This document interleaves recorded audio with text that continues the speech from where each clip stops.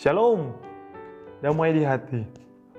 Baiklah, ibadah kita pada malam hari ini akan segera kita mulaikan. Dan diundang untuk adik-adik remaja serta rekan-rekan komisi remaja, diundang untuk berdiri. Dan mari kita menyanyi bersama-sama, Allah hadir bagi kita.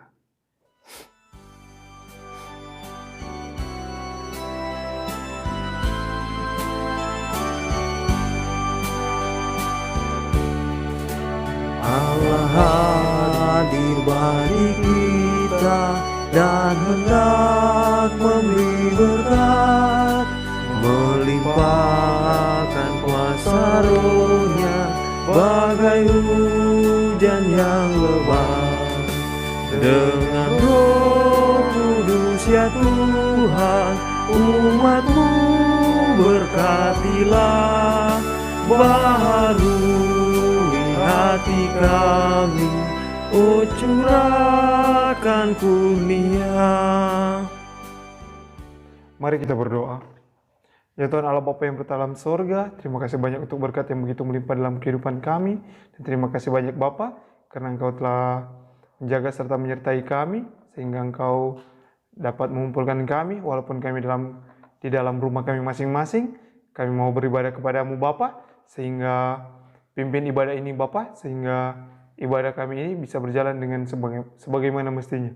Berkati ibadah ini Bapa, dari permulaan hingga berakhir dengan segala baik.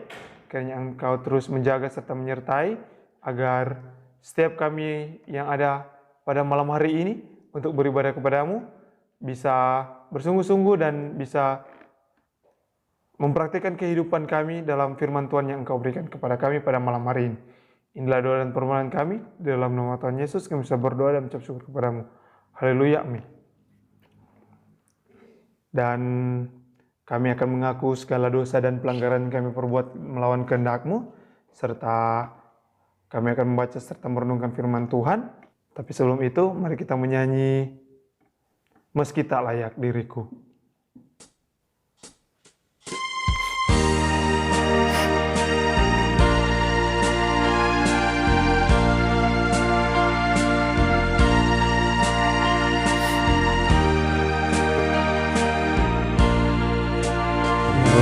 Meski tak layak diriku, tetapi karena darah-Mu dan karena Kau memanggilku, datang Yesus padamu.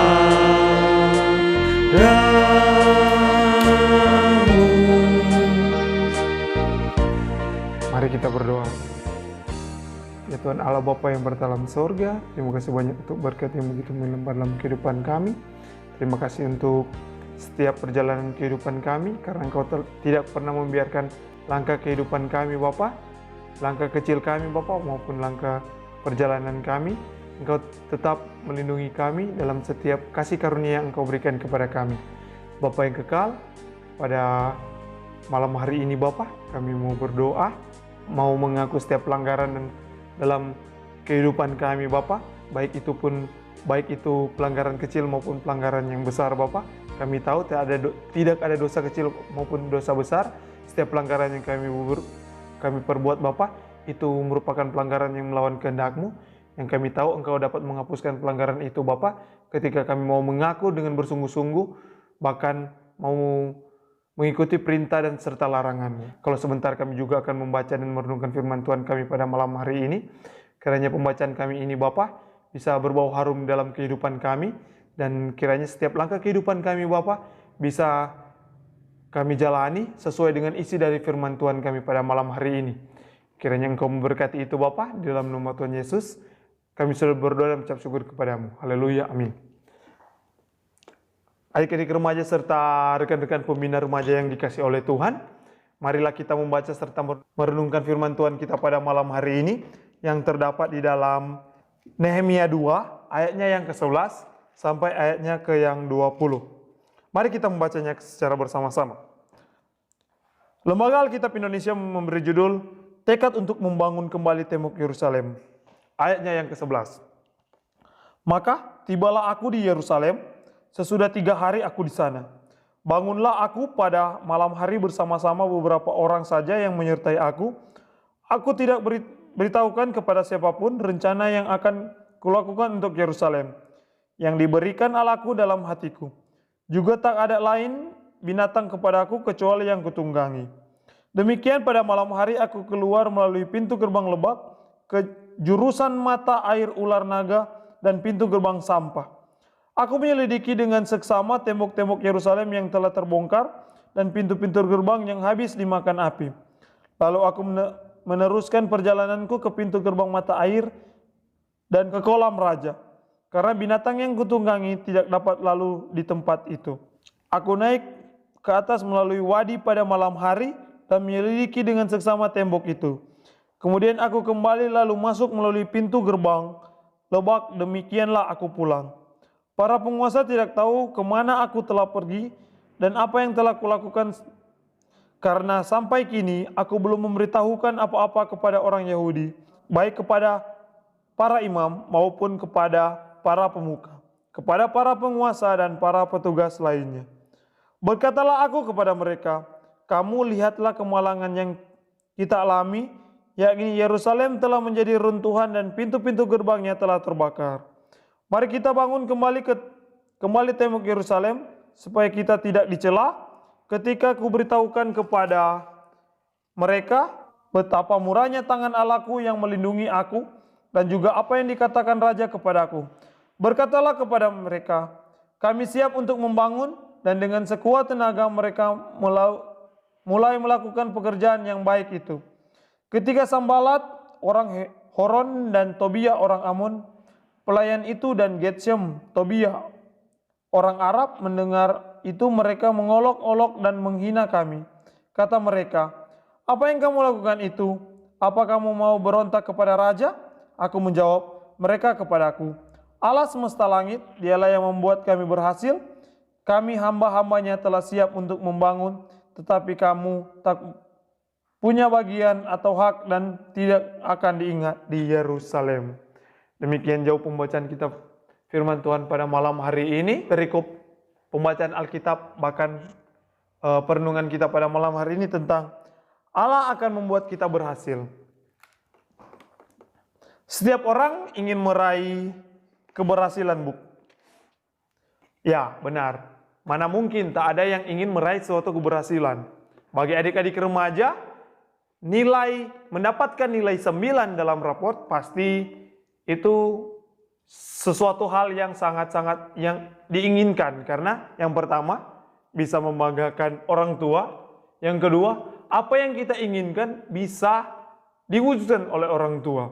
Misalnya ketika orang mendapatkan nilai rata-ratanya 9 dalam raport, atau yang biasa kita sebut tidak mendapatkan nilai merah pada raport kita, pasti orang tua akan memikirkan bahwa anak kita atau adik-adik remaja sekalian atau rekan-rekan remaja sekalian bisa merasa bangga, atau kepada rekan-rekan remaja, rekan-rekan pembina remaja sekalian, bahwa ketika kita berhasil dalam pekerjaan, berhasil dalam studi, atau mereka yang sementara kuliah mendapatkan nilai tidak di bawah 3, itu merupakan suatu hasil yang membuat kita tanpa kegagalan atau membuat kita berhasil. Keberhasilan dapat meningkatkan rasa percaya diri. Selain itu, keberhasilan yang satu akan memacu seseorang untuk meraih keberhasilan yang lain. Keberhasilan tidak selalu berkaitan dengan materi, tetapi juga berkaitan dengan mungkin cita-cita atau panggilan pelayanan, bisa juga sebagainya.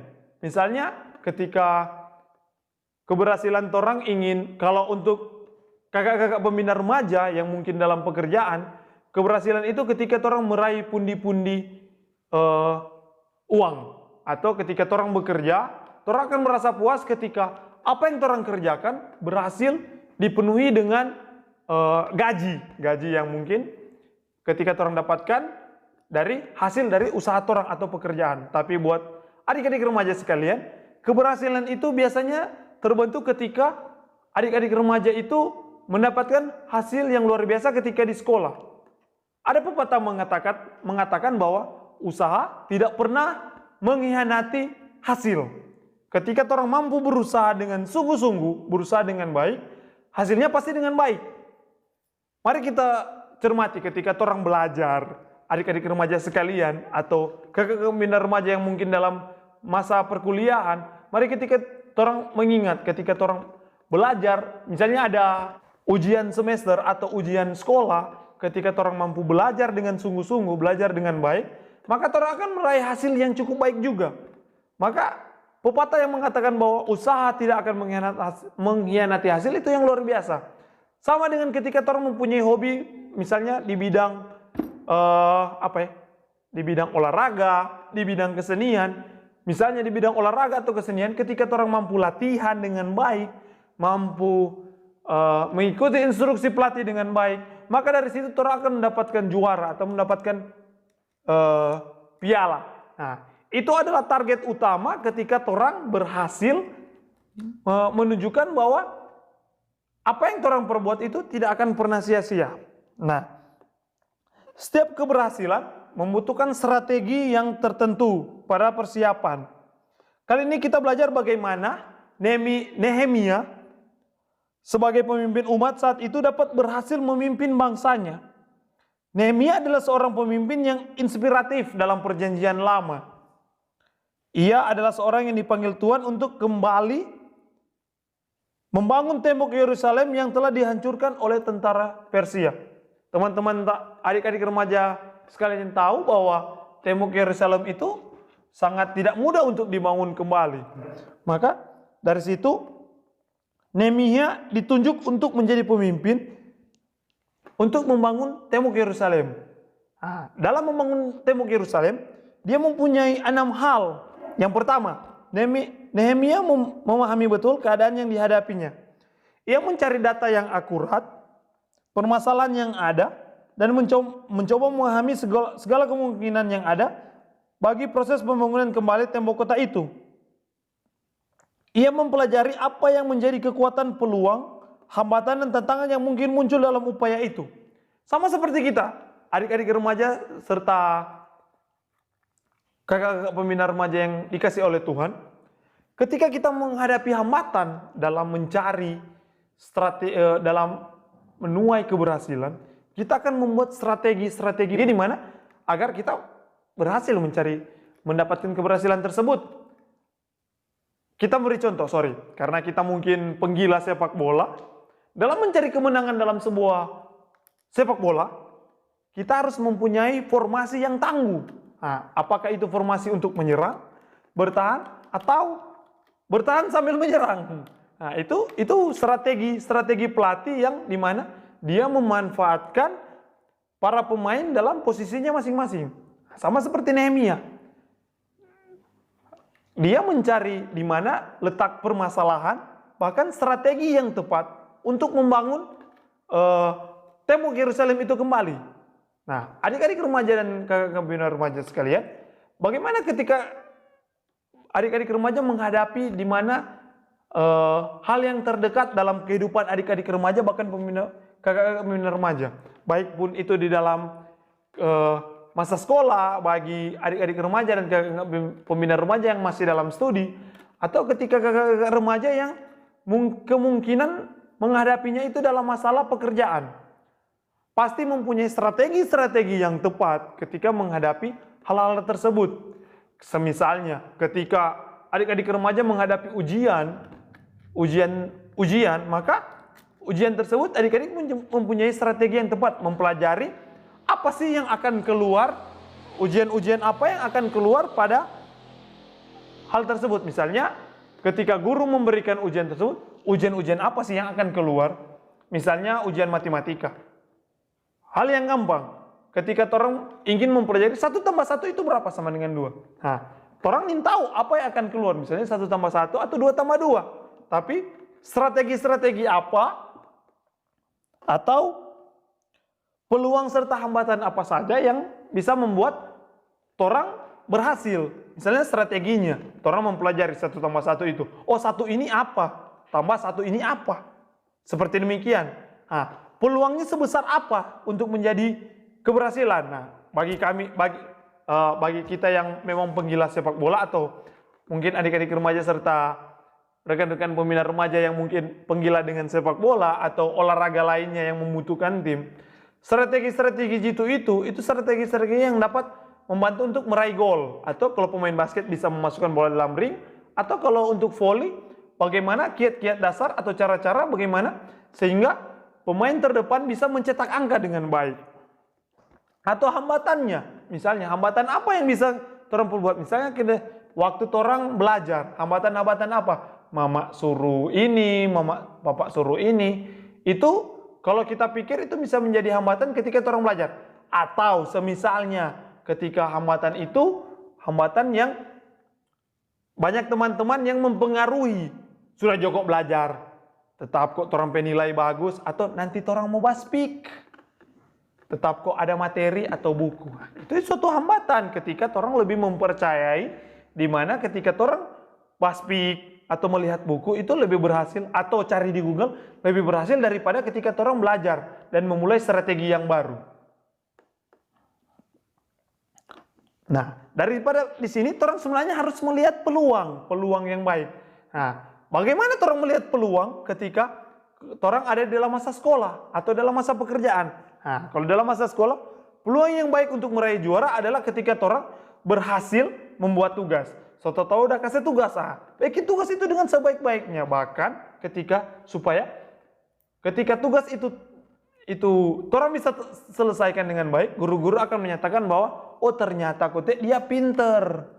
Nah, strateginya seperti itu. Walaupun mungkin orang agak bagaimana ya di sekolah agak mungkin kurang dalam pelaksanaannya sekolah, tapi orang dapat memanfaatkan strategi-strategi tersebut. Nah, berbeda dengan ketika orang kerja. Ketika orang kerja, peluang-peluang untuk orang agar meraih keberhasilan atau bahkan meraih sesuatu peluang yang peluang meraih ketika orang dinaikkan jabatan, ketika orang bisa mendapatkan gaji yang luar biasa.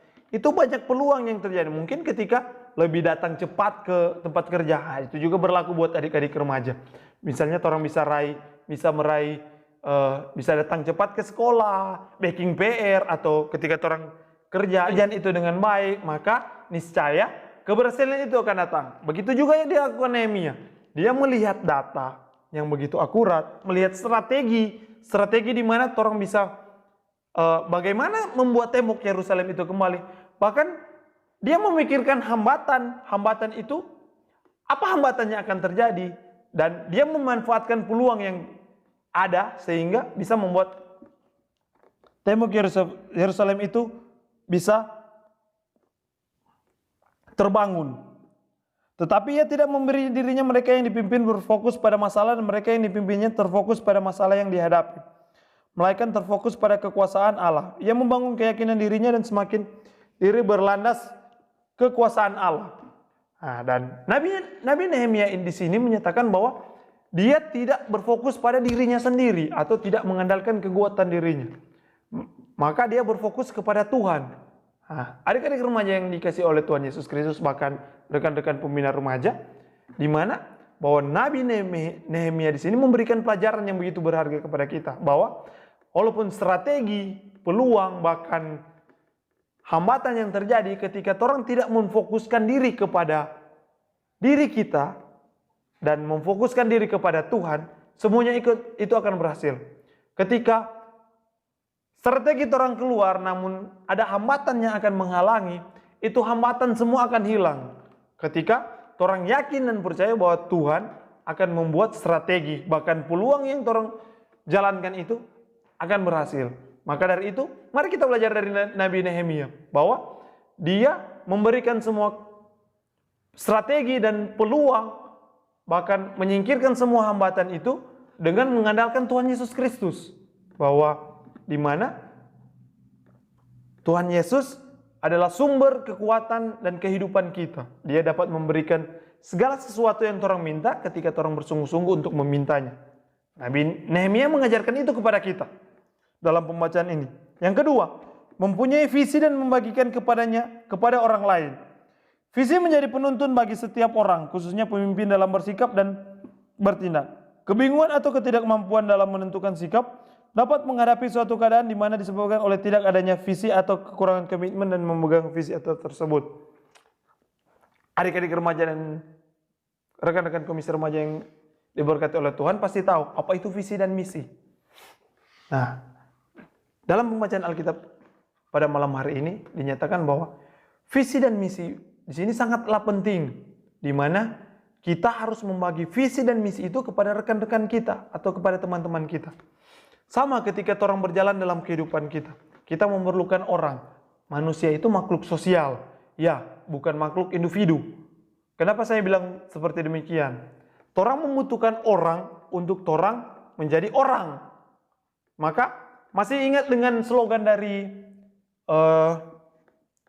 GSSJ Samratulangi? Sita Timoto, orang hidup untuk menghidupkan orang lain. Berarti kita masih membutuhkan orang lain untuk orang hidup. Nah, Nabi Nehemia di sini mengajarkan bahwa kita masih membutuhkan bahwa visi kita tergantung pada orang lain, membaginya kepada orang lain. Sama seperti saya misalnya, misalnya komisi remaja. Komisi remaja itu ketika menjalankan suatu program untuk misalnya program studi, mereka membutuhkan komisi-komisinya. Nah, dari situ mungkin ketua komisinya atau penatua dia membagikan suatu ide untuk agar program tersebut berjalan dengan baik. Demikianlah yang kita pelajari dalam ini, di mana Nabi Nehemia membagikan kepada yang lain, yaitu visi untuk setiap orang, khususnya pemimpin, bersikap dan bertindak. Nah, orang bersikap, bagaimana orang bersikap dalam ketika orang membaginya. Nah, disinilah dimana orang dituntut untuk menjadi seorang makhluk sosial yang baik, dimana orang bukan makhluk yang individu. Dalam dunia olahraga, orang yang melakukan tindak individu itu sangat tidak baik karena kerja sama tim itu sangat baik. Nah, dalam dunia sekolah, pekerjaan, bahkan dunia keolahragaan pun kerja sama tim itu sangat luar biasa. Nah, dalam dunia sekolah ketika orang mampu berteman dengan baik dengan orang-orang, di situ orang akan mendapat bantuan yang luar biasa. Dunia kerja pun demikian. Orang tidak boleh saling memusuhi ketika atau saling menjatuhkan teman sekerja kita. Karena di situ ketika orang menjatuhkan orang lain pasti akan menjatuhkan kita. Mari kita sama-sama membagi visi kita atau jalan kehidupan kita agar kita bisa berjalan bersama-sama meraih keberhasilan yang sama. Karena orang ini hidup di dunia ketika Tuhan Yesus menciptakan orang itu saling membutuhkan. Maka disebutlah orang itu makhluk sosial. Makhluk yang dimana membutuhkan satu sama lain. Begitulah pula orang ini makhluk sosial ketika orang bersatu, orang berjalan dalam visi yang sama, dalam pemimpin yang sama dan menyatakan visi yang sama, orang bisa berhasil. Itulah yang diajarkan Nehemia. Yang ketiga, melihat bangsa bukan sebagai masalah kalian, tetapi sebagai masalah kita bersama. Jadi, dalam pembacaan Alkitab kali ini, kita diajarkan bagaimana kita menyikapi masalah, bukan kita pe masalah, tapi tompe masalah bersama. Nah, ini sama contoh dengan ketika, misalnya, ketika komisi mempunyai masalah, bukan cuma penatua saja yang merasa bahwa ini tapi masalah, tapi satu komisi itu mempunyai masalah yang sama. Atau yang kita tahu bahwa adik-adik remaja yang dikasih oleh Tuhan Yesus Kristus pasti mempunyai yang namanya geng-geng. Nah, geng-geng tersebut pasti mempunyai ada masalah. Biasanya masalah tersebut, aduh kita bikin PR, atau kita penilai bisa. Nah, dalam satu geng itu biasanya ada anak yang paling pintar, ada yang pintar, ada anak yang pemalas, ada anak yang mungkin setengah-setengah, bisa pintar, ada yang bisa malas, atau dia yang biasa, dia ada di tengah di antara pintar dan pemalas. Tapi di satu sisi, bahwa ada anak yang mungkin dia punya permasalahan di luar sekolah, di luar konteks kesekolahan, atau mungkin ada masalah di luar masalah keluarga atau masalah apapun. Nah, di sini peran dari teman-teman tersebut menjadi peran-peran yang dimana bahwa nganape masalah itu bukan cuma ngape masalah, itu tapi masalah juga. Dimana teman-teman itu memberikan solusi, motivasi buat tersebut agar dia menjalani kehidupan itu bukan hanya dia sendiri. Maka dari itu yang pertama kita bilang bahwa manusia itu makhluk sosial. Nah, di sini Nabi Nehemia menyatakan bahwa membangun tembok Yerusalem itu adalah masalah semua orang, masalah satu Yerusalem, bukan masalah Nabi Nehemia itu sendiri. Ketika orang ada di satu kelompok atau di teman-teman ada di satu organisasi, misalnya di remaja, masalah yang ada di dalam komisi remaja itu bukan cuma hanya komisi remaja saja yang mempunyai masalah tersebut, tetapi masalah itu akan dipecahkan bersama-sama oleh teman-teman atau adik-adik remaja sekaligus, bahkan pembina-pembina remaja sekaligus. Mari orang bantu bersama-sama bahwa setiap perjalanan kehidupan, setiap perjalanan organisasi remaja Gemim Sentrum Hermadidi itu berjalan bersama-sama dengan adik-adik remaja sekalian, bahkan dengan teman-teman komisi. Jangan pernah meninggalkan. Apapun yang terjadi jangan meninggalkan. Karena pelayanan yang terjadi dalam kehidupan orang masing-masing atau bahkan orang teman-teman itu menjadi masalah orang bersama. Bagaimana orang memecahkannya itu? Mari orang bersama-sama memecahkan masalah itu. Di sini Nabi Nehemia menekankan kepada kita bahwa setiap permasalahan yang ada dalam patompe pelayanan itu dipecahkan secara bersama-sama. Bukan cuma masalah satu individu, tapi masalah untuk satu kelompok itu. Jadi Nabi Nehemia menyatakan bahwa setiap masalah yang ada di mana tembok Yerusalem tidak bisa dibangun, itu bukan masalah Nabi Nehemia saja, tapi secara kelompok atau secara Yerusalem itu semua. Jadi adik-adik remaja dan rekan-rekan pembina remaja bahkan komisi remaja, mari kita bersama-sama membantu setiap permasalahan yang ada dalam pelayanan kita. Adik-adik remaja dan serta pembina remaja yang dikasih oleh Tuhan, Nabi Nehemia di sini mengajarkan bahwa orang mungkin mau gampang menyerah.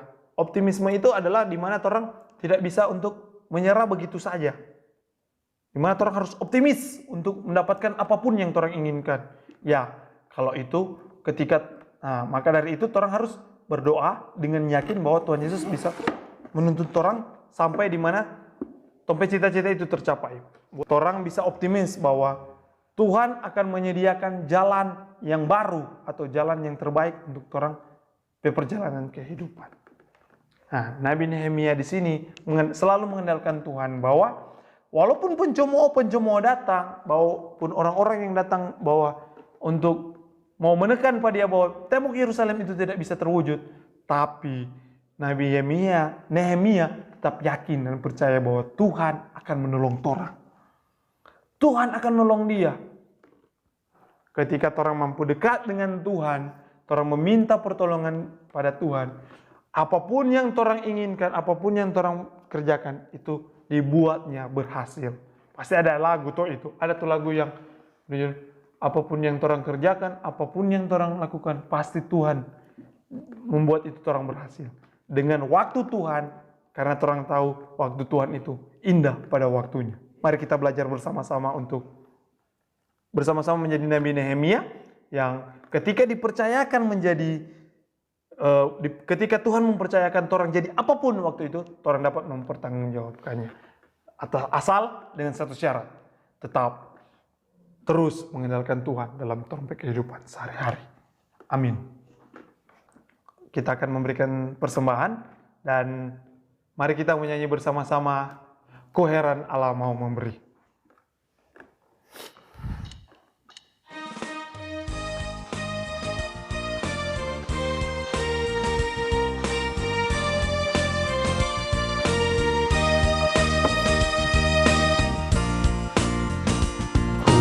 Koheran Allah mau memberi rahmat-Nya padaku, dan Kristus sudi menebus yang hina bagaiku. namun ku tahu yang ku percaya, dan aku yakinkan kuasanya. Ia menjaga yang ku taruhkan hingga harinya kelak. Mari kita berdoa. Selamat malam Bapak, selamat malam Roh Kudus. Terima kasih banyak untuk berkat kehidupan kami Bapak. Setiap perjalanan kehidupan kami Engkau jaga, bahkan Engkau lindungi. Bahkan Engkau terus menyertai kami dalam kehidupan kami. Kami tidak pantang menyerah Bapak, karena kami tahu bahwa kami terus mengandalkan Engkau dalam kehidupan kami. Ketika kami bangun pada pagi hari dan ketika kami tidur pada malam hari, kami bisa terus mengandalkan Engkau, bahkan Engkau terus menjaga, menyertai kehidupan kami, walau dimanapun kami pergi dan berada. Terima kasih banyak Bapak. Pada malam hari ini Bapak, kami mau berdoa untuk setiap firman Tuhan yang Engkau beritakan kami pada malam hari ini. Kiranya Engkau memberikan kami kehidupan, bahkan berkat yang begitu melimpah, sehingga kami bisa menjadi Nehemia masa kini, di mana kami terus mengandalkan Engkau dalam perjalanan kehidupan kami. Kami terus mengandalkan Engkau dalam setiap masalah, bahkan pergumulan kami. Dan kami tidak akan pernah lari dalam kehidupan kami, bahwa nama-Mu akan kami selalu muliakan, bahkan nama-Mu akan selalu kami tinggikan. Dan terima kasih banyak Bapak. Kiranya Engkau memberkati setiap persembahan yang kami berikan, walaupun kami telah memberikan itu dalam rumah kami masing-masing. Yang kami tahu setiap persembahan yang kami berikan secara tulus dan ikhlas, itu bisa berguna dan berbau harum dalam pelebaran kerajaan-Mu di muka bumi ini. Dan terima kasih banyak Bapak. Kami juga mau berdoa buat pemerintahan Republik Indonesia Bapak, pemerintahan bangsa dan negara kami ini. Kiranya Engkau memberkati pemerintahan kami, sehingga mereka bisa mengelola bangsa ini Bapak dengan segala baik. Berkati setiap jenjang pemerintahan kami, baik Bapak Presiden, Wakil Presiden, para Menteri, Sekretaris Negara, anggota DPRD, bahkan Gubernur, Wali Kota, Bupati, Camat, Lurah, Kepala Desa, bahkan sampai ke perangkat-perangkat desa lainnya atau perangkat-perangkat lurah, kelurahan lainnya. Kiranya Engkau memberikan hikmat dan kebijaksanaan agar bisa mengelola jalannya pemerintahan Republik Indonesia ini dengan segala baik, dari tempat yang kecil sampai ke di mana Engkau memberikan perintah dari pusat, sehingga mereka menjadi teladan yang baik, tetap berintegritas, tetap menjadi seorang pemimpin yang dimana takut akan Engkau, sehingga apapun yang mereka kerjakan itu berdasarkan daripada Engkau sendiri Bapak. Dan kiranya Engkau memberkati Bapak bumi kami yang tercinta Bapak, yang mungkin sementara dalam masalah atau dalam pandemi COVID-19 Bapak. Kiranya Engkau memberkati Bapak, sehingga apapun yang dikerjakan dalam bumi ini, sehingga virus ini Bapak cepat berakhir dan kami bisa menjalankan kehidupan kami secara normal kembali, sehingga kami bisa memuji dan memuliakan nama-Mu dan meninggikan nama-Mu di atas bumi ini tanpa apapun yang dapat menghalangi kami Bapak. Dan yang kami tahu Bapak, apapun yang kami alami, apapun yang kami lakukan Bapak, baik kami dalam rumah, baik pun kami dimanapun kami berada Bapak, kami tidak akan pernah jenuh, kami tidak akan pernah bosan untuk terus memuja dan melayani Engkau Bapak, bahkan meninggikan nama-Mu di muka bumi ini. Dan berikan setiap mereka yang mungkin dalam profesinya Bapak, atau dalam setiap pekerjaannya Bapak, mereka yang mungkin sebagai peneliti untuk mendapatkan vaksin dalam virus corona ini Bapak, kiranya Engkau memberkati agar mereka diberikan hikmat dan kebijaksanaan, agar mereka terus berkembang dengan baik, atau mereka diberikan kekuatan kesehatan agar mereka dapat menemukan virus ini dengan cepat, sehingga bisa memulihkan bumi ini Bapak. Dan kami juga berdoa Bapak, kemungkinan bahwa bangsa dan negara kami Bapak yang akan berulang tahun pada 17 Agustus nanti, berkati Bapak, sehat dan kuatkan Bapak masyarakat kami Bapak. Bahkan apalagi yang terlebih khusus Bapak yang ada di dalam Sulawesi Utara, Minahasa Utara, dan Kelurahan Ermadi di bawah Bapak, kiranya untuk memberikan kekuatan, kesehatan bahkan hikmat kebijaksanaan kepada masyarakat kami agar kami bisa menjalani kehidupan di masa pandemi ini dengan tubuh yang diberkati oleh Engkau. Terima kasih banyak Bapak. Berkati juga orang-orang yang sakit Bapak, yang kemungkinan mungkin sakit pada masa pandemi ini. Berikan mereka kekuatan, berikan mereka kesehatan yang luar biasa, agar mereka bisa menjalani masa-masa pengobatan dengan baik. Biarkan obat-obatan yang mereka minum Bapak bisa menyembuhkan mereka. Berkati juga suster dan para dokter yang mungkin merawat mereka, agar diberi kekuatan, kesehatan dan hikmat kebijaksanaan, agar mereka bisa menyembuhkan para pasien atau mereka yang sakit itu dengan segala baik. Berkati juga ibu-ibu janda, bapak-bapak duda, bahkan anak-anak yatim piatu, bahkan mereka yang memerlukan pertolongan tangan-Mu Bapa. Berikan mereka penghiburan yang cukup baik, karena kami tahu Bapa, Engkau adalah Tuhan yang mampu menghibur segala mereka yang membutuhkan pertolongan tangan.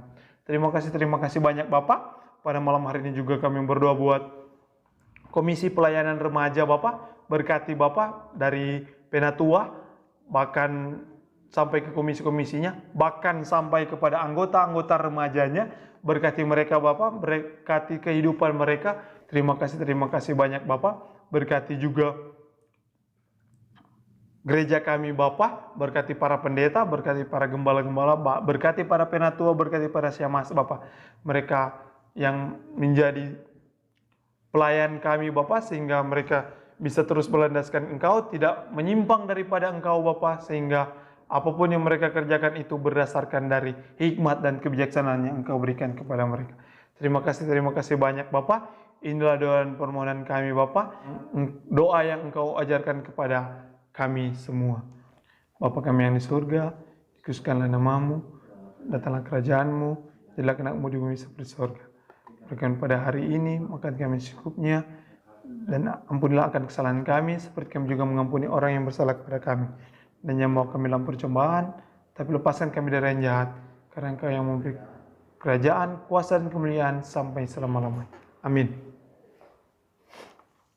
Kita akan menutup ibadah kita pada malam hari ini. Kita menyanyi Kuperlukan Juru Selamat.